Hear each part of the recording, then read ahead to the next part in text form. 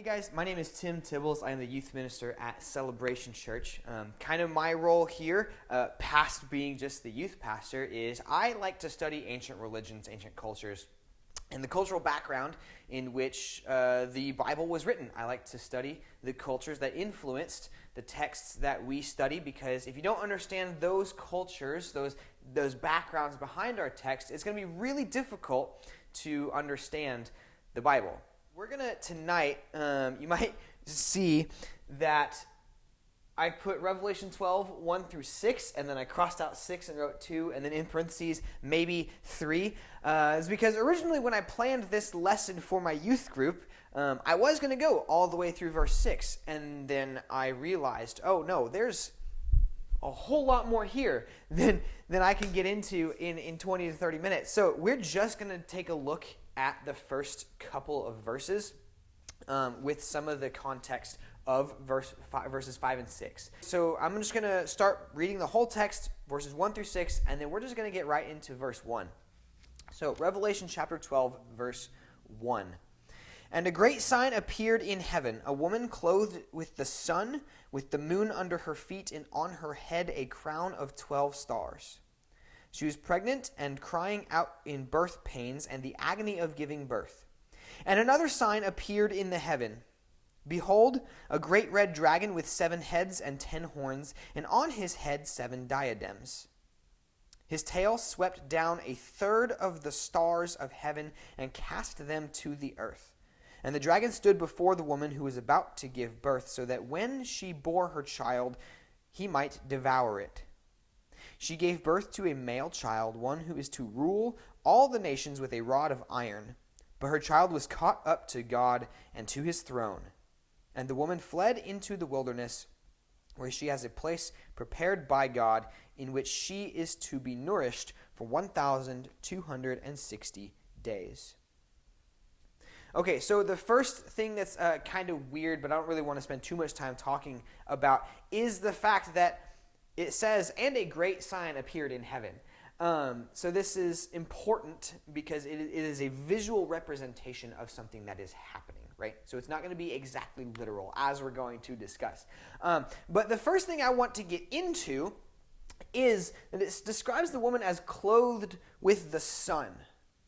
And this is important because if you want to understand what's happening here, then you have to understand what ancient cultures thought about the sun. So first question is, what is the sun? The sun is a star, right? And then the rising of the sun symbolizes the start of a new day, or the morning, right? So for all intents and purposes, the sun is the morning star in this case, right? In this instance, the sun is the morning star. Now this is important because if you're a Bible scholar, if you spend much time studying the Bible, you'll recognize that phrase, morning star, as you should. It's an important phrase throughout much of the New Testament and even a little bit in the Old Testament, right?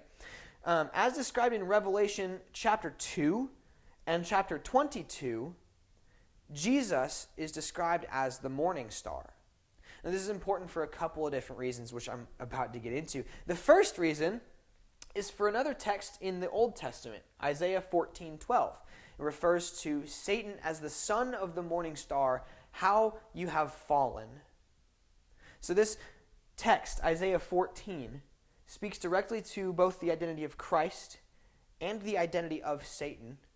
And those two things together speak to the attitude of Satan, which again we get into the fall. And the fact that it speaks towards the identity of Satan also speaks towards the identity of the rest of the angels. Similar to humans, but not exactly, right? Similar to humanity, the angels were also kind of created in the image of Christ. Not exactly, obviously. Angels and humans have very different roles. But you can think about them approximately the same. Not exactly, but approximately, right? Angels were created as the sons of Christ. Right? Satan in this verse is described as the son of the morning star, the son of Jesus. Right? And so again, this speaks towards the attitude of Satan. He has this hatred towards his father, this jealousy of his father. He wants what Jesus has. And so Now we get the fall as described in John chapter 8, Luke chapter 10, Genesis 3, Revelation 12, Ezekiel 28, Isaiah 14, and there are others, but those are some of the most prominent that we see in our texts. And the second reason it's important that Jesus being the morning star is that in verse 2, this woman gives birth to Christ, right? We can infer that based on verse 5. She gave birth to a male child, one who is to rule all the nations with a rod of iron. As we see in Psalm chapter 2 and other places in Psalms, God is described as ruling with a rod, right? Psalm chapter 2 says he will rule with an iron rod. Another psalm says, his rod and his staff, they comfort me, right? So God rules with this iron rod. And so we see this woman giving birth to Jesus. So we can infer, based on those couple of details, that this woman is not just, not exclusively, but this woman is Mary, sort of. Okay, and that's important. This sort of is important because it gets into some other interesting theology later on. But we're going to stick with that for now. Okay, so Mary gives birth to Christ, making her not just the mother of God, but the first Christian. Okay, so she becomes the mother of the church. So this woman, the woman, Mary, it becomes the mother of the church, aka the church, right? She's the mother of the church. So she fulfills this archetype of the mother. She fulfills the mother archetype, similar to Eve, or if you study any ancient Greek philosophy or mythology, Hera, Hestia, Athena, Demeter, Aphrodite, right? All of these Greek mythological gods or goddesses fulfill this mother archetype, right? They fill this role of being the mother, right? This is what motherhood looks like, sort of, right? Not perfectly, but I think it's important that we recognize that because of, you might not be able to see it, but this image right here, there's a gold circle around this woman's belly, right? So she fulfills this archetype, linking her, Mary, the woman, right? I'm going to use those phrases interchangeably, the name woman and Mary. It links her back to Eve. If you can see this image right here, Eve looks sad, heartbroken. She's apologetic to Mary. She's, I'm sorry that I did this to you. And Mary's saying, it's okay. Because the light of the world is here. The Savior of humanity. Like, you may have broken the world, sort of, but it's going to be restored. It's going to be okay. It's going to be redeemed. Right? So we see here, Mary fulfills this mother archetype. So Mary becomes, or this woman, the woman, again, Mary, interchangeable, become the church. Right? So this woman right here, who gives birth to Christ, is the church. And I'm using the name Mary, the woman, the church, sort of interchangeably here in this specific instance, right?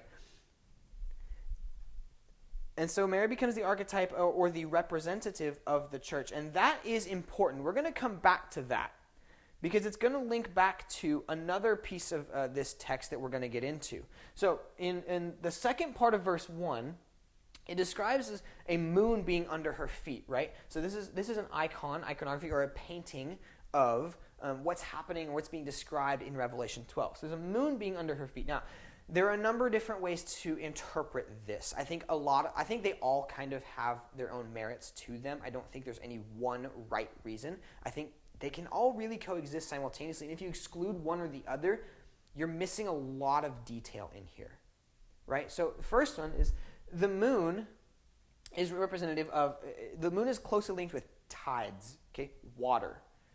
And water is a very important symbol in the church, right? For most of Christian history, baptism has been the foundation of the church. And I say most of church history because there are denominations that make a bigger deal out of it than others, right?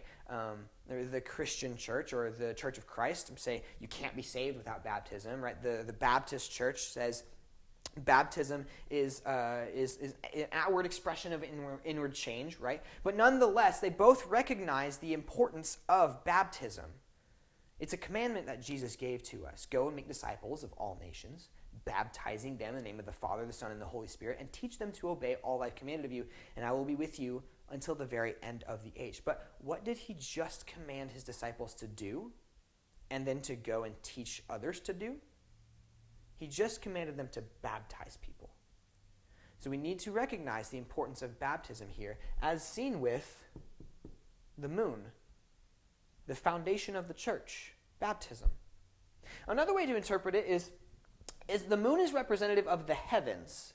Okay? And in a lot of ancient culture, the moon is representative of all of creation, right? You look up, and the moon is sort of the biggest satellite that you can see that's orbiting our planet. Obviously, it's not actually the biggest. It's just the one that's closest to the planet, so it looks the biggest, right? And in the ancient cultures, they didn't really understand this.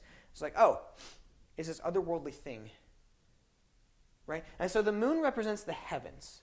And the fact that it's under her feet means that the moon is a pedestal or a foundation, right? Going back to the water, it's a foundation. It's not a stage, because this isn't a performance. It's a pedestal.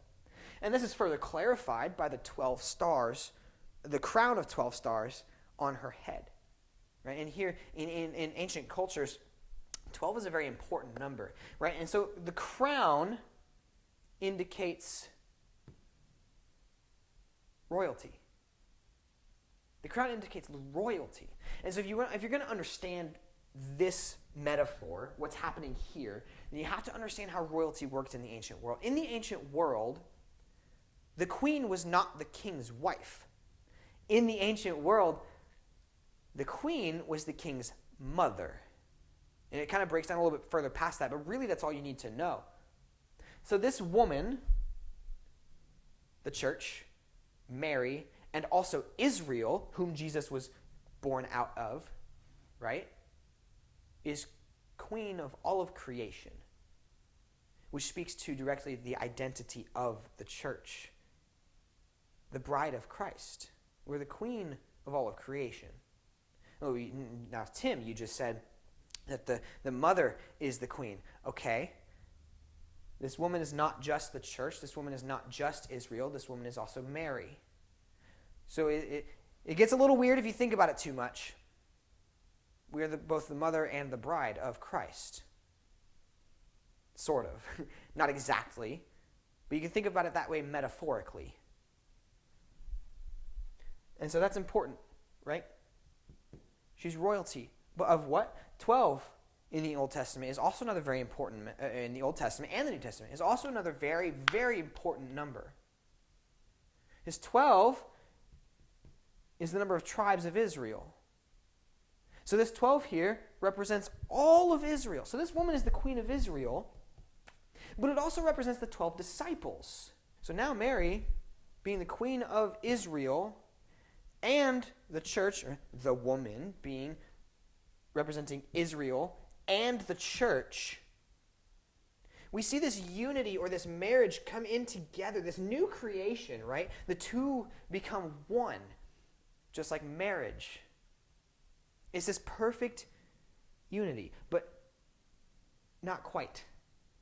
Okay, the two are still separate or individual, but they become this new creation. Romans 11, chapter 11, verses 11 through 24 speaks to the grafting in of the church into the nation of Israel. And if you're going to understand what that means, you have to understand what it is to be grafted in. It's this botany term where what happens is basically you take this one plant and you split it, basically. And then you take the branch of a dying plant and you put it into this other plant. And then you tape it up, or you wrap it up.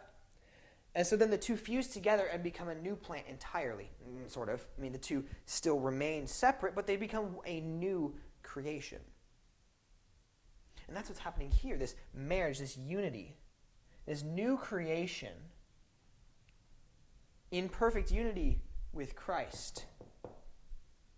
Right? So then the church is the new Israel. And if Israel, at this point in time, is the light of the world, or before here, was the light of the world, and the church is the new Israel, then the church is the new light of the world because the church is a new creation. It includes Israel. Israel is the roots, the foundation upon which everything else was built. The church is the light of the world as seen by Mary,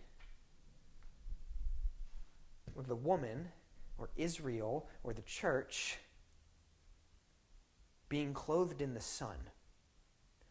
We're the light of the world when we are in perfect unity with Christ.